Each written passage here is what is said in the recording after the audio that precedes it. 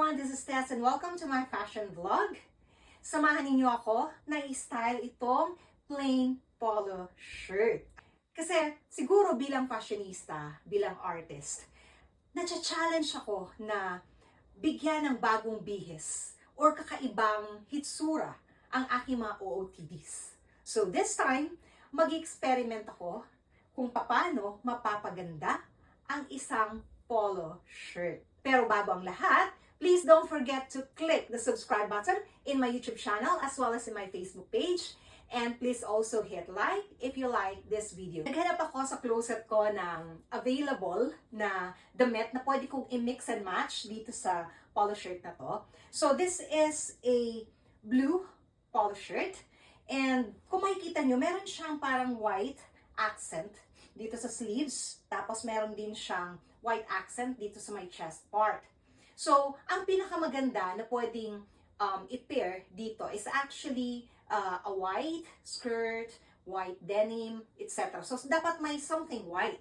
Unfortunately, wala akong nakuhang white bottoms na pwedeng i-pair dito. Ito yung nakuha ko. This is actually a spaghetti strap dress. I like this. Napaka-versatile ng damit na to. Kasi pwede ko siyang suotin na may inner blouse or pwede namang plain na ganito na naka-spaghetti strap. Lalo't at magsa-summer na ngayon. Ayan. So, i-prepare ko siya dito. Blue to blue. Magagawang ko ng paraan. Ayan. Maglagay tayo ng accent. And it's supposed to be a white accent, you know, to balance everything.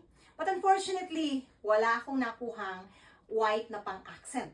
What I have is a blue tie. Kakulay pa din ito. Pero, carry to. Okay. So, sige. Lagyan natin siya ng tie. Ayan. May tie na siya. Ito, pwede ko tong ilagay sa ilalim. Ganyan. Yun. Pwede siyang ganito. Or pwede namang nakalabas. And, para sa akin, mas unique yung nakalabas yung tie. Now, since wala akong pang white accent sa aking damit, bawiin natin sa footwear. So, I have white boots. Pwede ring sneakers, if you have white sneakers. May white sneakers ako, pero mas feel kong mag-boots. And, there you go. Now, hindi pa tayo tapos. Ayusin ko naman yung aking buhok at kung anong pwede kong mailagay na accessory sa aking ulo na magmamatch sa aking outfit. So, I guess I'll just let my hair down like this. Yan. Tapos, meron ako ditong cream or white beret hat na magmamatch naman sa aking footwear. Ayun. So, ilagay natin. So, ayan. O, diba? Kahit wala akong white accent na nilagay sa aking damit, na pwede sanang mag-match dito, na-compensate naman siya ng aking cream or white beret hat and yung aking white boots. And to complete my outfit, ayan, meron ako ditong denim shoulder bag, which is a gift from my friend. Hi, Ma'am Sarah. I hope you're watching and thank you for this bag. I love it.